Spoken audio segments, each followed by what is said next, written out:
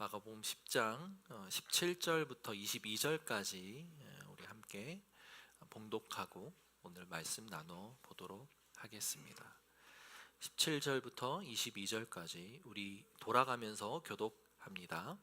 예수께서 길에 나아가실새 한 사람이 달려와서 꿇어 앉아 묻자오되 선한 선생님이여 내가 무엇을 하여야 영생을 얻으리이까?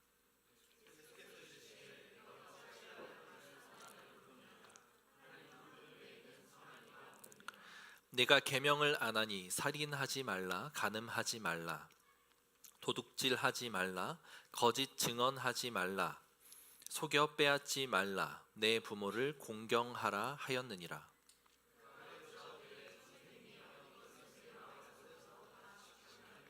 예수께서 그를 보시고 사랑하사 이르시되 내게 아직도 한 가지가 부족한 것이 있으니 가서 내게 있는 것을 다 팔아 가난한 자들에게 주라. 그리하면 하늘에서 보화가 내게 있으리라. 그리고 와서 나를 따르라 하시니 그 사람은 재물이 많은 고로 이 말씀으로 인하여 슬픈 기색을 띠고 근심하며 가니라. 아멘. 오늘은 이 근심하며 돌아간 이 한 사람에 대한 이야기를 통해 예수님이 우리에게 어떤 가르침과 메시지를 주시는지 들어보는 시간 갖도록 하겠습니다. 한 사람이 예수님께 나왔습니다. 그런데 나왔을 때의 모습이 예사롭지가 않아요. 예수님은 길을 가던 중이었습니다. 어느 집에 있었던 것도 아니고 회당에 있었던 것도 아닙니다. 그리고 그 당시 예수님의 그 영향력과 인지도를 생각해 봤을 때 아마도 제자들을 제외한 적어도 수십 명, 많으면 수백 명의 사람들은 예수님 곁에 있었을 것입니다. 길가에서 대낮에 어떤 사람이 예수님께로 나아온 거예요. 그런데 나아오는 모습이 일반적이진 않았습니다. 이렇게 표현하고 있죠. 마가가 한 사람이 달려와서 꿇어 앉아 묻자오되 이 사람은 예수님께로 달려 나옵니다. 마음이 급했던 것 같죠. 그리고 무릎을 꿇습니다. 마가복음을 우리가 계속 살펴보고 있는데 마가복음에는 수많은 간절한 그 병자들 그리고 삶의 문제를 해결받아야만 하는 사람들이 예수님께로 나아오는 모습을 볼 수 있는데 예수님께 이렇게 대놓고 무릎을 꿇고 나온 사람은 복음서를 통틀어서도 한 명 정도밖에 등장하지 않습니다. 그 사람은 바로 나병 환자였죠.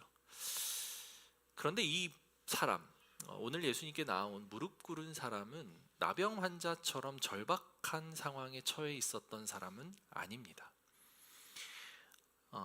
오늘 본문 중에도 이 사람은 재물이 많다라는 표현을 통해 이 사람이 돈이 많은 부자다라는 것을 알 수 있죠.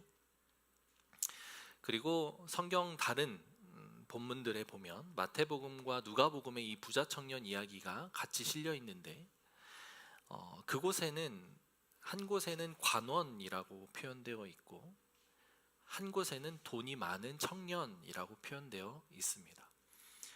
이 사람에 대해서 수식하는 말이 조금씩 다른데 그것을 통해 이 사람이 어떤 그 배경을 가지고 있는지 짐작해 볼 수 있죠.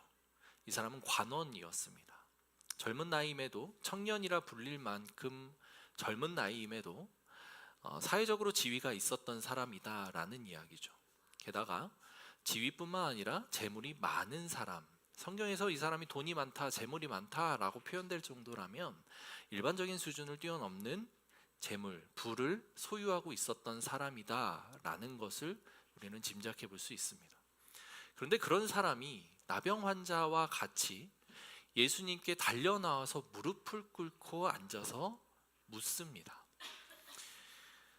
나병 환자라고 했을 때는 우리가 그 당시 나병 환자에 대한 묘사를 여러 번 해드려서 아시겠지만 단순히 그냥 아픈 사람의 수준이 아니라 저주받은 사람으로 여겨지는 사람들이었고 친구와 가족들 모두에게도 버림받아서 마을에서 살 수 없는 상태, 그래서 마을을 벗어난 격리되어서 살아가야만 하는 그런 존재라고 생각했을 때 그들이 가지고 있는 절박함, 예수님께 나와 그렇지, 그런 정도 사람이라면 예수님께 나와서 무릎을 꿇는 것이 이해가 돼 라고 생각하고 바라볼 수 있을 텐데, 오늘 이 부자 청년의 어떤 가지고 있는 배경과 지금 현재 처해 있는 상황은 왜 예수님께 이렇게 달려나와서 무릎을 꿇고 앉아서 이런 질문을 하고 있을까라는 질문을 해볼 수 있습니다. 어떻게 생각하십니까? 이 청년에게 무엇이 이렇게 간절함으로 다가왔을까요? 사회적 지위도 있고 돈도 많은 사람이었습니다. 소위 오늘날로 말하면 요즘 말은 아니지만 엄친아 정도라고 볼 수 있을까요? 그냥 사회적으로도 성공했고 돈을 물려받았는지 자기가 스스로 벌었는지는 모르겠습니다. 그러나 돈도 아주 많은 사람이었던 거죠. 생긴 거에 대해서는 묘사가 되지 않아서 생긴 게 너무 추남이라 가난한 마음으로 예수님께 나왔을까? 그럴 것 같지는 않습니다. 외모가 그만큼 중요한 시대는 아니었을 것이기 때문이죠. 이 사람은 무엇 때문에 예수님께 이렇게 나와서 무릎을 꿇어야만 했을까요? 성경은 이런 종류의 이야기들이 다양한 곳에서 등장합니다. 안타깝게도 우리는 이 사람의 상황에 대해서 이해하기가 어렵습니다. 사회적인 지위 있는 사람이 이 자리에 없고, 성경에서 심히 재물이 많다라고 표현될 만큼 재물이 많은 사람도 이 자리에 없기 때문이죠. 저도 제가 알기로는. 그렇기 때문에 사회적으로 지위도 높고 돈이 많은 사람이 왜 이런 생각, 이런 마음으로 예수님께 나올 수 있었을까를 알 수 없습니다. 그러나 우리는 성경을 통해서 알 수 있죠. 그리고 믿음의 선배들, 지난 수천 년간의 믿음의 선배들의 기록과 그들의 이야기를 통해 이 사람이 왜 어떤 마음에서 예수님께 이렇게 나왔겠다라고 하는 것을 짐작해 볼 수 있는 내용이 있습니다. 많은 저작물들 그리고 성경의 곳곳에 우리는 그런 이야기를 발견합니다. 사람의 마음 속에는, 그리고 사람의 영적인 그 어떤 내소 가운데에서는 하나님으로만 채워질 수 있는 공간이 존재한다라는 것을 이야기합니다. 그것은 하나님으로 채우지 않으면 끝없는 공허함과 끝없는 갈급함과 끝없는 무언가를 갈망해야만 하는 그런 마음들이 생기는 요소라고 하죠. 그래서 하나님으로 그것이 채워지지 않은 사람들은 끊임없이 무엇인가를 갈구합니다. 그것이 인간의 본성이고 인간의 어떤 그 근본적인 창조 섭리 안에 속해 있는 인간의 모습이에요. 그래서 사람은 끊임없이 무언가 채워야만 합니다. 그래서 하나님으로 그것을 채우지 않는 사람들에게 나타나는 공통적인 모습들은 바로 끝없이 공부를 하거나 끝없이 돈을 모으거나 끝없이 사회적인 명예와 권력을 얻기 위해 달려가고자 하는 욕망에 휩싸이죠. 그게 인간의 모습이에요. 공부를 통해 인정받아야 되거나 아니면 돈을 얻어서 내가 원하는 것을 마음껏 소유해보고 싶고, 이 갈증나는 것을, 돈을 버는 것을 통해 안정감을 통해 내가 얻을 수 있을 것인가, 돈이 많아서 사치품, 남들이 부러워할 만한 무언가를 내가 소유하면 이 허기짐을 해결할 수 있을 것인가, 돈을 많이 벌어봤는데 그것으로 해결되지 않으면 그럼 내가 더 높은 권력과 명예를 소유하면 그런 것들을 해결할 수 있을 것인가. 끝없이 인간들은 인류 역사를 통해 그것을 반복해 왔습니다. 계속해서 찾아야만 합니다. 그래야 해결될 것 같으니까. 끊임없이 벌려고 하고 올라가려고 하고 소유하려고 하죠. 아마 이 부자 청년에게는 더 이상 내가 부로 인해서, 가진 소유물로 인해서 불안하거나 갈급함이 없기에 이 부자 청년에게는 이런 영혼에 대한 허기짐, 영혼에 대한 갈망이 더 크게 느껴졌는지도 모르겠습니다. 그러나 이 부자 청년에게 아주 긍정적인 모습을 발견할 수 있는 것은, 세상 많은 사람들이, 하나님을 모르고 하나님을 믿지 않는 수많은 사람들이 이 허기짐과 갈급함을 끊임없이 추구하면서 발견하고 그것을 추구할 때, 채우고자 노력할 때 가는 방향이 이 청년의 모습과 같지는 않다는 것을 우리는 알 수 있어요. 그 뉴스나 이런 다양한 사회적인 이슈들을 통해 보면 가진 것들이 많은 사람들, 권력과 명예가 높은 사람들은 그 이상의 것들을 탐하게 되어 있습니다. 그래서 잘못 가는 사람들은 뭐 마약을 탐하거나 아니면 뭐 그 이상의 부적절한 이성관계를 탐하거나 이렇게 흘러가게 되죠. 뭔가 인생이 채워지지 않는 것 같은 느낌을 계속 받기 때문이에요. 그게 아니면 선한 일을 행했을 때 오는 만족감, 내가 가지고 있는 많은 것들을 플로잉하고 흘려보내고 누군가를 도왔을 때 그 사람에게서 오는 어떤 그 감사나 기쁨의 표현들을 보았을 때, 그것을 맛볼 때 이 허기짐이 일부 채워지는 것 같은 느낌을 경험합니다. 보통의 사람들, 세상의 사람들은 그렇게 그 부분을 채워가려고 애쓰고 노력합니다. 그런데 이 사람, 이 부자 청년, 부자 관원이라고 표현되는 이 사람은 조금 다른 방법을 사용하죠. 허기짐을 채울 수 없기에 이 갈급하고 뭔가 있을 것 같은 그 느낌을 해결하고자 예수님께로 나아왔다는 사실이에요. 사랑하는 성도 여러분, 우리가 거기까지 갈 수는 없습니다. 제가 거기까지 가봐야 이 허기짐을 느낄 수 있을 것 같으니 돈 좀 많이 벌어보고 얘기하겠습니다. 아니면 높은 지위에 올라가 보고 얘기하겠습니다. 이렇게 이야기하실 수도 있을 것 같아요. 그러나 거기까지 안 가더라도 우리는 우리 삶에서 많은 부분 이런 그 허기짐, 영적인 허기짐을 느끼는 영역들이 있습니다. 잘 한번 생각해 보십시오. 특별히 어려움이 없이 살아가는 평탄해 보이는 내 삶에 무언가 강한 자극이 필요하다고 느낄 때가 있습니다. 그것이 어떤 사람에게는 그냥 한없는, 그리고 이유를 알 수 없는 외로움으로 다가오기도 하고, 어떤 사람에게는 한없는 염려와 걱정거리로 다가오기도 하고, 어떤 사람에게는 끊임없이 내가 무언가 재밌는 것을 하고 싶은데 라고 하는 심심함과 무료함으로 다가오기도 합니다. 삶에는 아무런 문제가 없는데 그냥 삶이 이상한 거예요. 그냥 뭔가 힘든 거예요. 그래서 빠져들 만한, 내가 그런 것들을 잊을 만한, 내가 생각하고 내 삶의 범위에서 허락되는 재미난 것들을 끊임없이 찾아가려고 합니다. 그래서 끊임없이 친구를 만나기도 하고, 무언가 사회적인 취미를 만들어서 동호회 활동을 해보기도 하고, 막 그 외로우니까 내 주변 또래들을 찾아서 막 만나보기도 하고, 가족들을 들들 볶아서 가족과 함께하는 무언가를 막 해보기도 합니다. 그러나 그것을 경험해 보신 분들은 알 거예요. 그것을 통해 채워집니까? 아니요, 채워지지 않습니다.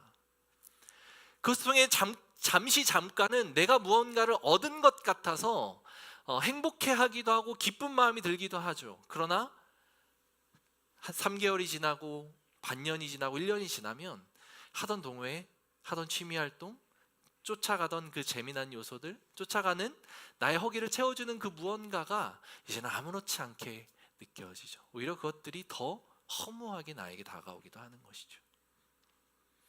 이 부자 청년은 그런 것들이 다가왔을 때 바른 해결책을 발견한 거예요.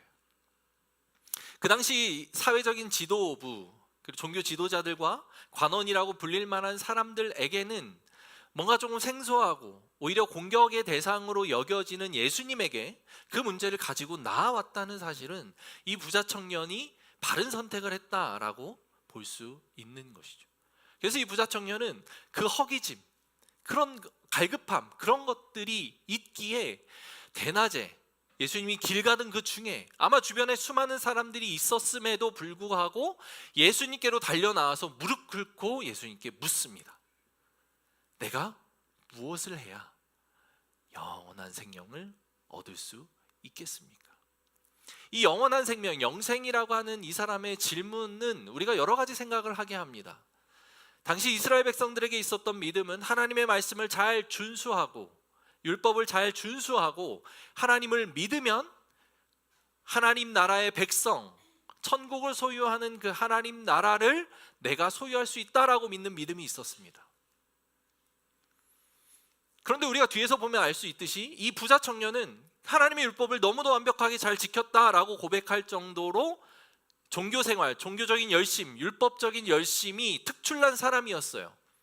그런데 그가 나와서 예수님에게 또 다른 방법의 영생에 대해서 묻는다?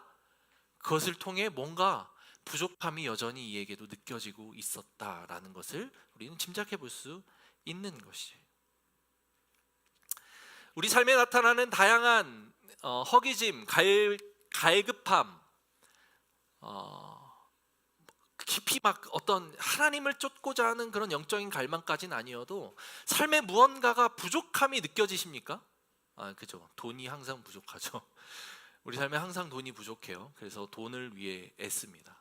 그거는 이 욕심이라는 부분과 조금 분리를 해보면, 그래서 돈을 추구해요. 열심히 살아야 됩니다. 돈을 잘 벌어야죠. 그런데 그것과 별개로 내 삶이 그렇다고 막 굶어 죽거나 길거리 나앉을 만한 상황은 아니잖아요. 요즘 우리나라가 너무 좋아서 사실 남보다 못하게 살 수는 있지만 먹고 사는 문제를 걱정할 만한 수준은 아닙니다.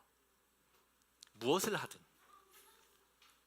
그런 우리의 삶으로 비추어 봤을 때, 그렇다면 사실 우리가 삶을 살아가는데 큰 문제 없이 살아갈 수 있는데 왜 이렇게 나는 조급하지? 왜 이렇게 나는 염려스럽지? 또 그런 삶의 문제, 먹고 사는 문제를 조금 넘어서서 이제는 다른 사람 보기에 그래도 조금 여유 있고 자리 잡지 않았습니까? 라고 물을 만한 사람들에게는 삶이 평안하고 안정되니까 찾아오는 무료함, 또는 알 수 없는 외로움, 또는 더 많이 갖고자 하는 그런 재물과 부에 대한 허기짐, 그 모든 것들이 어디에서 기인하겠습니까? 채워지지 않는, 하나님만이 채워줄 수 있는 우리 안에 있는 영적인 내소가 충만하지 않기 때문이에요. 그것을 오늘 이 부자 청년처럼 객관적으로 내 상태를 바라보고 그 문제를 가지고 예수님께 나와서 고백할 수 있는 우리 사랑하는 고백교회 성도님들이 되시기를 주님의 이름으로 축원합니다. 그래서 이 부자 청년이 나와서 예수님께 묻습니다. 선한 선생님이여, 내가 무엇을 하여야 영생을 얻겠습니까? 라고 물어요.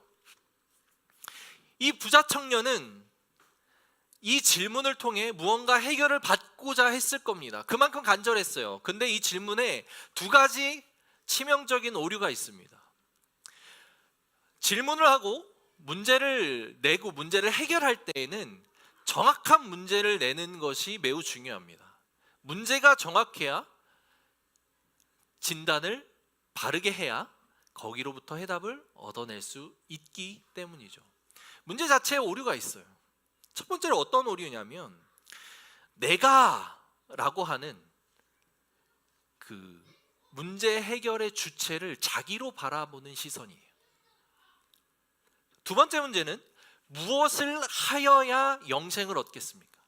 무언가를 하는 것으로 영생을 얻을 수 있다라고 생각하는 생각입니다. 두 가지 치명적인 오류가 이 사람의 질문 가운데 녹아 있기 때문에 이 사람의 질문에 답하는 것으로는 이 사람의 갈증과 문제 해결책을 제시할 수가 없었습니다. 예수님은 문제가 잘못됐는데 무슨 답을 여기에 제시하겠습니까? 그래서 예수님은 이 사람의 그 치명적인 질문 너머에 있는 이 사람의 본질적인 문제를 가지고 접근을 합니다. 자기 문제를 자기가 해결할 수 있습니까? 우리의 구원 문제를 스스로 해결할 수 있습니까? 아니죠. 하나님께서는 그렇게 우리에게 해결책을 주시지 않습니다. 우리 스스로 해결할 수 없기에 예수님을 우리에게 보내주시죠. 그리고 무언가 우리가 하는 것으로 해결되는 것이 아니기에 은혜로 그 구원을 선물로 우리에게 주십니다. 애초에 잘못되어 있는 질문이었어요. 그래서 예수님이 그에게 다시 묻습니다. 예수께서 이르시되 네가 어찌하여 나를 선하다 일컫느냐? 하나님 한 분 외에는 선한 이가 없느니라. 이 부자 청년의 질문 가운데 선한 선생님이라고 하는 그 이야기가 있었기 때문입니다. 그래서 예수님이 그것에 대해서 다시 되물어요. 야, 네가 어찌하여 나한테 선한 선 인정하고 나왔던 것 같아요. 그래서 예수님에게 선한 선생님이요? 라고 물어본 것이죠. 그런데 그 질문에 담겨있는 앞뒤의 문맥들을 살펴보면 그것이 다는 아니었던 것 같습니다. 자기가 뒤에서 나오는 것처럼 예수님이 명령한 그 율법들을 어려서부터 다 지켜 행하였습니다 라고 이야기한 율법들, 다른 사람에게 거짓말하지 않고 그 시기하지 않고 질투하지 않고 미워하지 않고 간음을 하지 않고 부모를 공경하고 그런 이 사람 사이의 관계에서 선하게 행동해야 하는 율법적인 강령들, 십계명의 내용들을 그는 어려서부터 지켜왔다라고 한다면 그는 다른 사람들에게 비추어 봤을 때, 그리고 스스로 생각하기에 선하다라고 칭함을 받고 그렇게 인식하고 있었던 것 같아요. 그래서 내가 이런 선한 일들을 하면서 살아왔습니다 라고 예수님께 드러내서 이야기해보고 싶었던 것 같습니다. 이렇게 선한 일들을 하면 우리가 구원을 받을 수 있는 것 아닙니까? 나는 그렇게 선하게 살아왔습니다. 그러고 나서 예수님이 이어서 말씀을 하십니다. 19절부터 20절까지 같이 한번 읽어봅니다. 예수님이 이어서 말씀하시는 내용이에요. 같이 한번 읽어봅시다. 시작.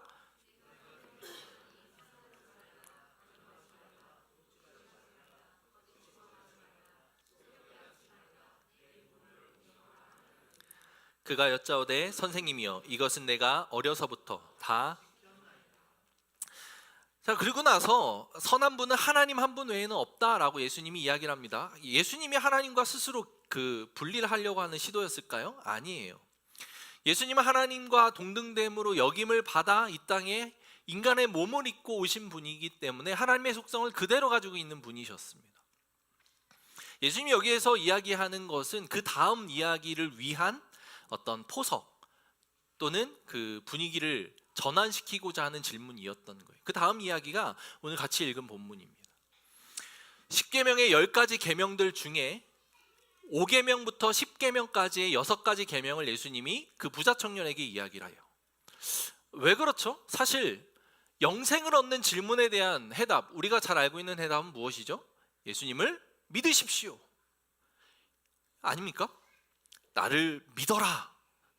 예수님이 이렇게 말씀하셨어야 정상인데 왜 예수님은 이 부자 청년에게 이미 어려서부터 지켜왔던 6가지 계명을 도리어 지키라라고 명령을 하실까요?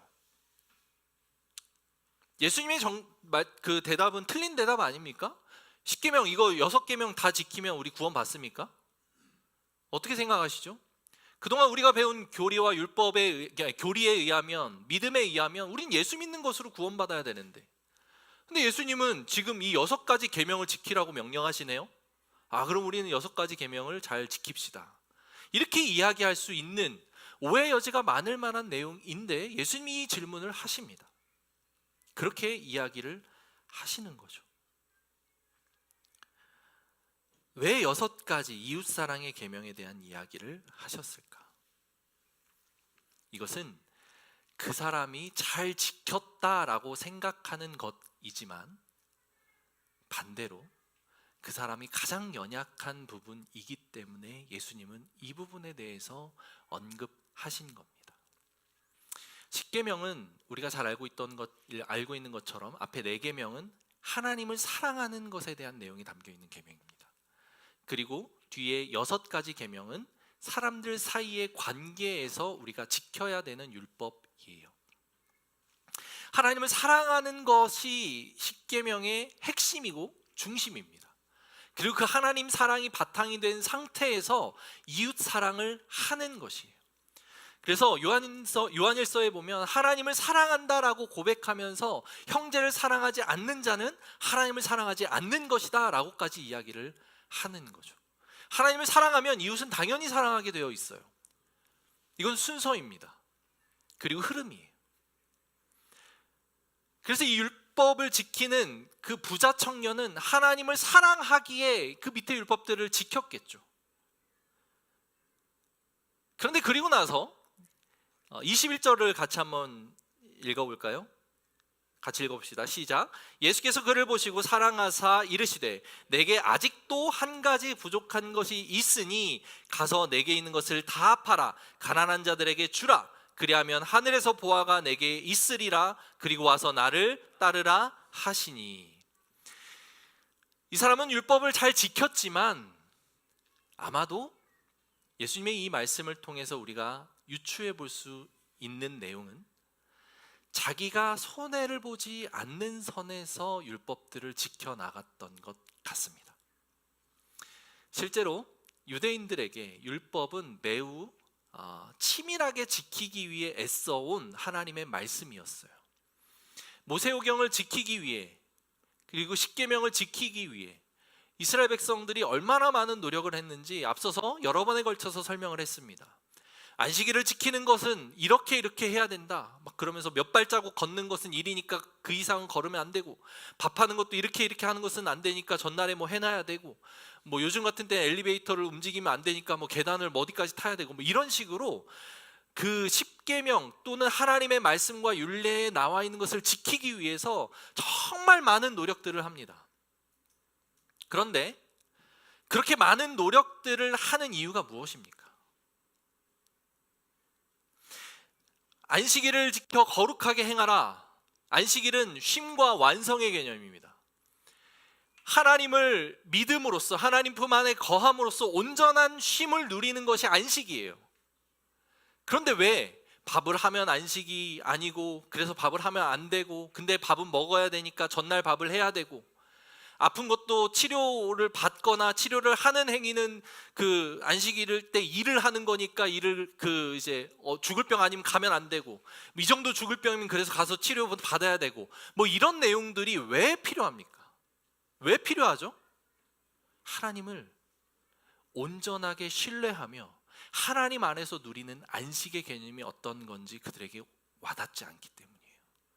하나님을 진짜 사랑하고 하나님 안에서의 완성과 안식의 개념을 누린다면 내가 무엇을 하든 그것은 상관이 없어지는 경지가 되는 겁니다. 마음으로, 그리고 우리의 신령과 진정으로 하나님을 안식하는 방법을 깨달아야 하는 거죠. 이웃사랑에 대한 개념은 어떻습니까? 살인하지 말라.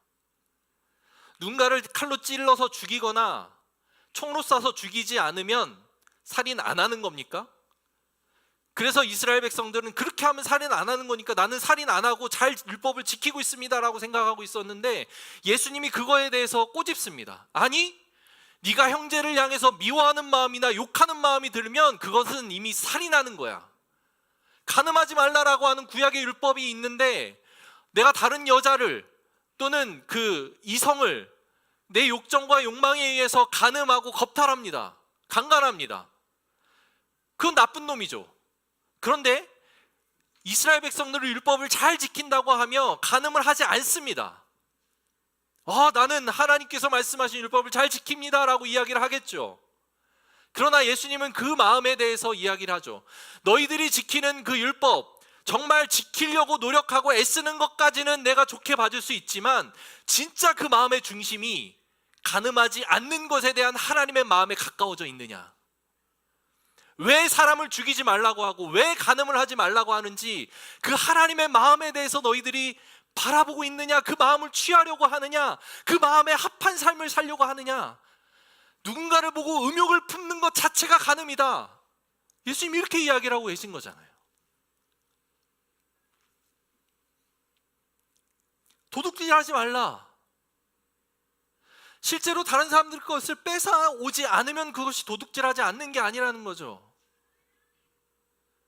탐하고 내게 없는 것을 욕심내고 가져오려고 하는 그 마음, 실제로 가져오진 않지만 그 마음으로 인해서 내 삶에 대한 감사가 사라지고 조급함이 가득해지고 있는 것을 더 가지려고 하고 내가 없고 남들이 있는 것에 대해서 질투하고 시기해서 그것을 어떻게든지 내 걸로 갖고자 하는 그런 욕망에 사로잡힌 삶의 모습들, 그게 도둑질하는 것과 하등 다를 바 없는 모습이다 라고 예수님이 복음서에서 산상수훈에서 그렇게 뼈저리게 가르치고 계시잖아요. 이스라엘 백성들이 율법을 지킨 것은 껍데기였습니다. 겉으로는 잘 지키기 위해 애썼지만 그 마음에서 이르는 하나님이 우리에게 주신 그 율법의 본질을 살려서 율법을 살아내는 삶에 대해서는 전혀 관심이 없었어요. 피상적으로 만들어 놓고 그것 하면 우리는 깨끗한 삶이야. 그래서 예수님이 회칠한 무덤이라고 탄식하면서 그들을 호통치시죠. 마음은 악독이 가득한데 겉으로 잘하면 뭐합니까? 이 부자 청년에게 있었던 그 허점은, 그래서 그 뒤에 나오는 예수님의 가르침에 등장합니다. 예수께서 그를 보시고 사랑하사 이르시되, 예수님 그를 너무 사랑하셨나 봐요. 사랑하사, 그가 너무 안타까웠나 봐요. 그를 아꼈습니다. 사랑하다, 사랑하사. 사랑하사 이르시되, 그래, 부족한 게 하나가 있어. 네 재물을 팔아서 가난한 사람들에게 나눠주고 그리고 나를 따라오. 누군가를 사랑하고 누군가를 섬기고 도둑질하지 않고 미워하지 않고 부모를 공경하고 그 하는 모든 일에 너 손해보지 않고 네가 그냥 할 수 있는 이 정도까지는 내가 할 수 있으니까 하겠습니다라고 해온 것들, 그게 지금 너한테는 치명적인 약점이야. 너 가지고 있는 거 다 팔아서 가난한 사람에게 줘봐. 그리고 나를 따라. 그러면 네가 이야기하는 그 허함, 채우고 싶은 그 마음, 그것을 채울 수 있게 될 거야. 예수님 그렇게 말씀해주고 계신 겁니다. 손해보지 않고 율법을 지킬 수 있는 수준까지만 지키고자 했던 피상적인 이 부자 청년의 모습, 어쩌면 이것은 우리 삶에도 나타나는 일반적인 모습이지 않을까 생각됩니다. 사랑하는 성도 여러분, 우리가 하나님을 사랑한다라고 한다면 이웃을 사랑해야 합니다. 그런데 그 이웃 사랑은 결국 피상적인 모습으로 나타나지 않습니다.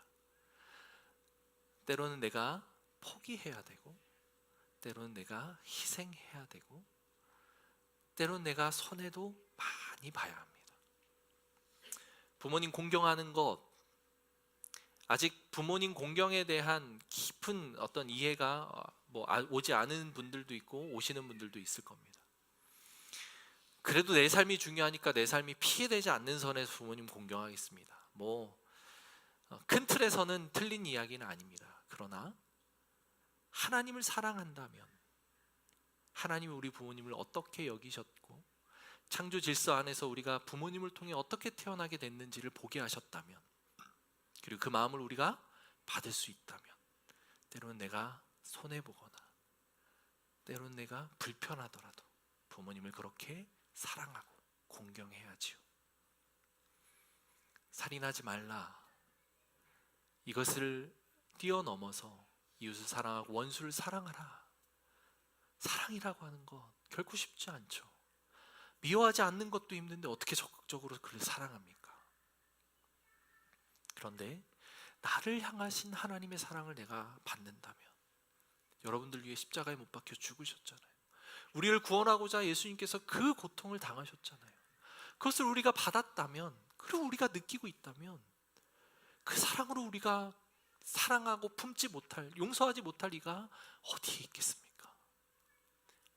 때론 포기하고 고통스러울지라도 수용하고 하나님의 사랑을 내 삶으로 끌어오는 것, 그것이 바로 예수님이 오늘 우리에게 이야기하시는 영생을 얻을 수 있는 비결이라고 이야기하고 있는 거예요. 부자 청년에게는 부가 포기할 수 없는 가장 큰 것이었던 것 같습니다. 그래서 예수님이 이 부자 청년에게, 야, 가진 소유 절반만 팔아서 좀 가난한 사람 주고 그리고 따라와, 이렇게 이야기했으면 부자 청년이 근심 없이 조금 했을 것 같은데 뭐라고 이야기하십니까? 전부 다 팔라고 이야기를 하죠. 예수님이 이 땅에 살면서 재물과 물질이 필요하다는 거 모르실까요? 이 사람에게 당장 그 모든 재산이 사라지면 미래도 불투명해지고 당장 내일 먹을 것에 대한 염려와 걱정이 생길 거고, 이런 모든 상황들을 예수님이 모르시겠습니까? 예수님 인격적인 분이신데 당연히 알죠. 그런데 왜 부자 청년에게 전부 다 팔라고 명령을 하셨을까요? 반절까지는 이 부자 청년이 할 수 있었던 것 같아요. 그런 예수님이 모두 다 팔라고 이야기를 하셨겠죠. 이게 예수님의 방법이에요. 사랑하는 성도 여러분, 여러분들에게도 예수님 오늘 말씀하십니다. 어떤 이에게는 가진 재물을 다 팔아 가난한 사람에게 주고 나를 따르라 라고 이야기하는 사람들도 있을 거고, 어떤 이에게는 너 자녀 문제에 대해서 여기까지만 포기하고 나를 따라, 이렇게 얘기 안 해요. 전부 다 포기하고 전부 다 나한테 맡기고 나를 따라. 너의 미래의 문제 여기까지만 마음을 접고 나를 따라, 이렇게 얘기 안 하세요. 전부 다 포기하고 나를 온전히 신뢰하고 따라라. 이 부자 청년이 가지고 있었던 포기할 수 없었던 마음의 허들은 부였습니다. 여러분들에게는 그것이 무엇입니까? 매 순간마다, 인생을 살아가는 매 시기마다 다른 그 허들들이 존재할 거예요. 자본주의 사회를 살아가기에 돈은 우리가 포기할 수 없습니다. 그거는 우리에게 필수적으로 필요하죠. 그래서 모두에게 재물은 넘어야 될 허들 중에 하나겠죠. 그리고 자녀가 있는 분들에게는 그 자녀가 포기해야 되는, 하나님께 온전히 이것을 맡겨야 되는 아주 중요한 허들일 수 있습니다. 또 어떤 이에게는 안정감이 중요하다고 여겨지는 이들에게는 미래의 불안함을 해소하기 위한, 미래의 어떤 그 장기적인 플랜에서 내 삶을 지탱하고 유지하기 위한 어떤 것이 필요할 수도 있겠습니다. 또 어떤 이에게는 관계 영역이 그렇게 존재할 수도 있어요. 하나님은 모든 부분에 있어서 포기하고 버리고 나를 따르라, 이렇게 말씀하고 계신 것 같습니다. 그 예수님의 마음에는 그 영혼을 사랑하는 마음이 담겨 있어요. 그래서 마지막 마무리를 이렇게 하죠. 그리하면 하늘에서 보화가 내게 있으리라. 그리고 와서 나를 따르라 하시니. 하늘에서 보화가 내게 있으리라. 이 땅에서의 보화를 예수님께서 약속해 주시지는 않습니다. 안타깝게도. 그러나 뒤에 나오는 말씀들 맥락 속에서 보면 지금 예수님이 약속한 이 보화는, 그리고 하늘에서라고 하는 그 하늘에서는 현 시대에 살아가는 하나님 나라를 누리고 살아가는 하나님 나라의 백성들이 이 땅에서 하늘의 보화를 누릴 수 있을 것이다 라고 말씀하시는 맥락과 같습니다. 그래서 우리는 내세에서도 그 100배 1000배의 보상을 받지만 이 생에서도 하나님이 주시는 보상을 받습니다.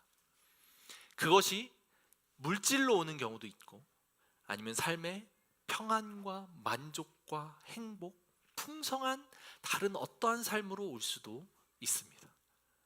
하나님 그것에 대해서 오늘 이렇게 약속하고 계신 거예요. 포기할 때, 그리고 예수님을 따를 때, 그런 우리의 삶이 되기를 주님의 이름으로 축원합니다. 같이 기도하겠습니다.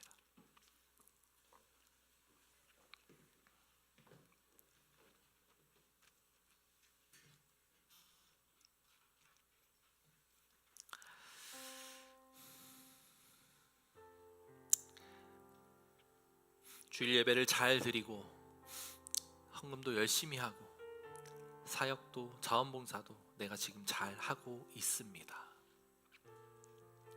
내가 무엇을 더 하여야 영생을 얻을 수 있겠습니까?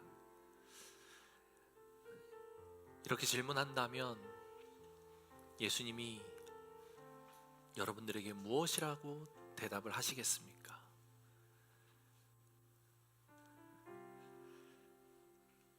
너에게 한 가지 부족한 것이 있으니 가서 그것을 버리고, 가서 그것을 포기하고 일어나 나를 따르라. 그게 여러분들에게는 어떤 것입니까? 이 시간 묵상하고 하나님 앞에 부르짖으며 그것을 찾을 수 있는 시간 되기를 소망합니다. 저에게는 그것이 물질이고 그리고 자녀의 문제였습니다. 그러나 온전히 포기가 여전히 쉽지 않아요. 이 부자 청년이 근심하고 돌아갔다라고 하는 이 말이 오늘 성경 본문 중에서 가장 은혜가 되는 본문이었습니다. 근심이 되죠. 포기가 안 되니까 힘들죠. 공부를 그렇게 열심히 했는데 나의 미래가 여전히 불확실하다고요? 돈을 이렇게 열심히 벌고 삶의 충성을 다해왔는데 여전히 나는 남들에 비교했을 때 재산이, 부가 이 정도밖에 안 된다고요? 불편한 마음이 계속해서 듭니다. 근심이 되고 걱정이 되죠. 예수님 말씀하시는 그 말씀 앞에 내가 어떻게 해야 됩니까? 라고 하는, 때로는 따지고 싶은 마음까지 듭니다. 이 정도면 포기한 거 아닌가요? 이 정도면 주님께 맡기는 모습 아닐까요? 근데 주님은 거기에서 더 내려놓으라고 해요. 온전히 주님께 맡기라고 합니다. 나의 욕심, 내가 주인 되려고 하는 생각과 마음들, 모든 것들 다 내려놓고 온전히 우리 하나님을 주인으로 모시고 그 삶을 살아내라 라고 명령하십니다. 여러분들에겐 그것이 무엇입니까? 여전히 근심되실 겁니다. 이 부자 청년처럼, 그리고 앞에 서 있는 이 부족한 목사처럼 여전히 근심되실 겁니다. 그러나 우리에게 위로가 되는 것 두 가지가 있어요. 하나는 주님께서 그 청년을 사랑하셨다라고 표현할 만큼 사랑하셨다라고 하는 사실이에요. 그리고 이 부자 청년이 끝까지 예수님을 거부하고 예수님의 그 말씀을 거부했다라는 것이 성경에 등장하지 않아요. 근심하고 돌아가서 어떤 삶의 모습, 어떤 그 예수님의 말씀을 취하는 태도가 나타나는지 알 수 없다는 겁니다. 우리 인생도 마찬가지입니다. 지금 할 수 없다고 하여 좌절하지 마십시오. 포기하지 마십시오. 예수님이 우리를 사랑하십니다. 그래서 참고 인내하고 우리를 이끌어 주시기 위해 끝까지 포기하지 않고 애쓰십니다. 그게 우리 하나님, 우리 주님이라는 사실이 얼마나 위로가 되는지 몰랐습니다. 사랑하는 성도 여러분, 오늘도 여러분들에게 그렇게 말씀하십니다. 너에게 그 한 가지가 부족하니 그거 포기하고 나를 따르라. 근심이 되더라도 포기해 보십시다. 어떻게 하는지 모르겠어도 한번 시도해 보십시다. 주님 사랑합니다 라고 고백하며 주님께 내 모든 것들을 맡기겠습니다 라고 고백하며 나아가 보십시다. 이 부자 청년이 끝이 어떠했는지 우리가 상상해 보며 끊임없이 그를 사랑하는 예수님의 사랑하심과 그 부르심에 언젠가는 마음이 녹아 돌아왔을 것을 기대해 봅니다. 우리 삶도 그렇게 돌이켜보고 그래서 예수님께로 마음을 품고 마음을 심고 주님 기뻐하시는 삶의 모습, 주님을 따르는 온전한 삶의 모습을 우리 삶에서 취하게 되기를 간절히 소망해 봅니다. 그렇게 기도하며 주님 앞에 나갑시다. 주님, 나에게 원하시는 것, 내가 포기하기를 말씀하시는 것이 무엇입니까? 기도하며 나아갑시다. 기도합시다. 하나님 아버지 감사합니다. 주님, 오늘도 주님 앞에 이 말씀으로 우리를 깨워주시게 하시니 감사합니다. 아버지 하나님, 이 부자 청년이 내가 다 했습니다 라고 얘기할 때에 그 마음은 어떤 마음이었을까요? 그동안 인생을 살아오면서 했던 수많은 선행들, 죽이고 싶지만 죽이지 않기 위해서 했었던 모습들, 가늠하고 싶었지만 가늠하지 않기 위해 했었던 모습들, 그런 것들이 그의 삶에, 그의 뇌리에 스치지 않았겠습니까? 그러나 하나님, 예수님께서 바라시는 십자가의 도는, 하나님을 사랑하는 사랑의 섬김의 도는 그것에서 그치는 것이 아니라 더 나아가서 마음으로 품는 은욕을 내려놓고, 마음으로 품는 탐심을 내려놓고, 마음으로 품는 거짓된 증언을 내려놓고 하나님을 사랑하며 하나님을 섬기는 삶이라고 하는 사실을 우리에게 말씀해 주십니다. 주님, 우리의 삶은 어떻습니까? 주일 교회 예배를 잘 드리고 사역도 열심히 하고 잘 섬기고 헌금도 생활도 잘하고 있습니다. 이렇게 말씀하고 우리가 이렇게 대답하는 우리 앞에 주님께서는 오늘 찾아와서 뭐라고 말씀하시겠습니까? 그래, 잘하고 있다. 그런데 네가 딱 한 가지, 그게 부족하다. 그것을 포기하고 그것을 버리고 나를 따르라. 예수님의 말씀과 가르침 앞에 우리가 어떻게 반응하겠습니까? 죽어도 못하겠습니다. 그거는 도저히 힘들어서 못하겠습니다. 아니야, 어떻게 해야 되는지조차 모르겠습니다. 걱정되고 근심되며 고민하고 돌아가는 그 청년의 모습이 하나님, 오늘 지금 우리의 모습이지 않습니까? 긍휼히 여겨 주옵소서. 우리를 그 청년처럼 사랑하여 주옵소서. 주님, 그 십자가 사랑에 녹아 내가 하겠습니다. 넘어질지라도 다시금 결단해 보겠습니다. 그렇게 고백하고 나아가는 우리의 삶이 되기를 원합니다.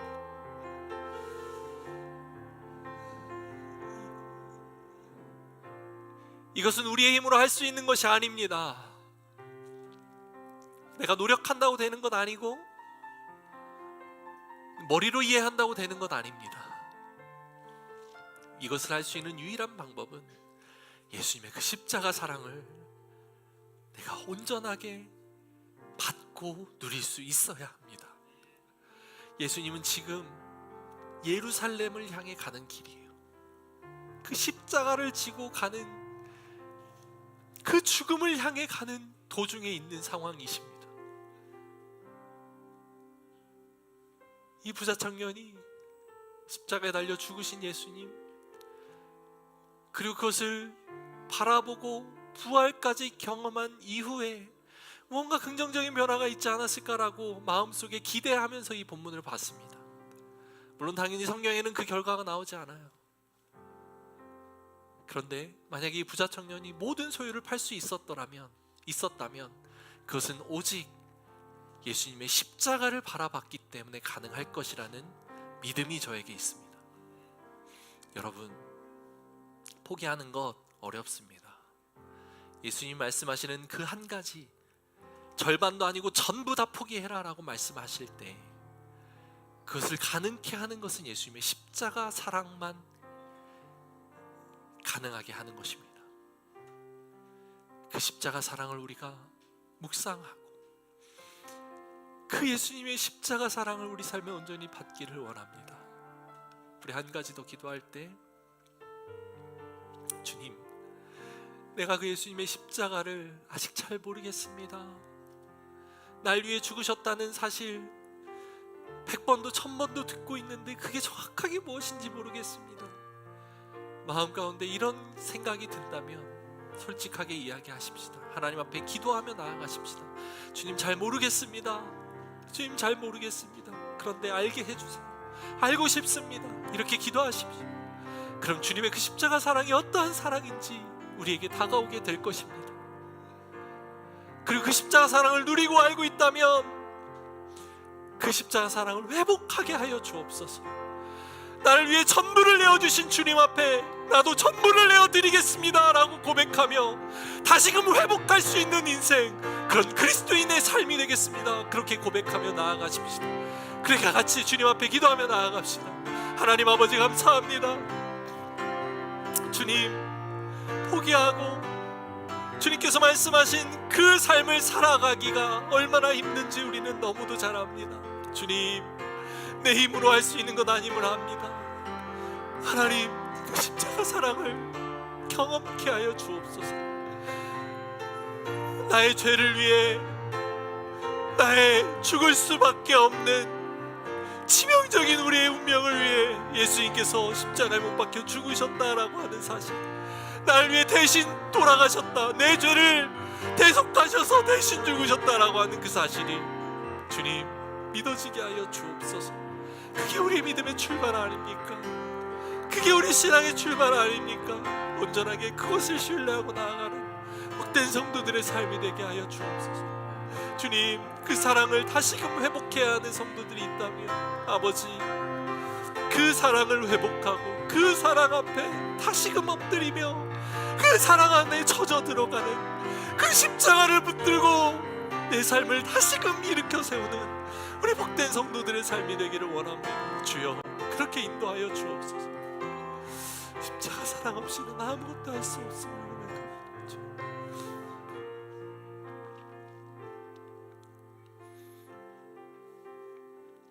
사랑의 하나님, 오늘 우리에게 주신 이 말씀 앞에 우리가 바르게 반응하기를 원합니다. 정직하게 반응하게 하여 주옵소서.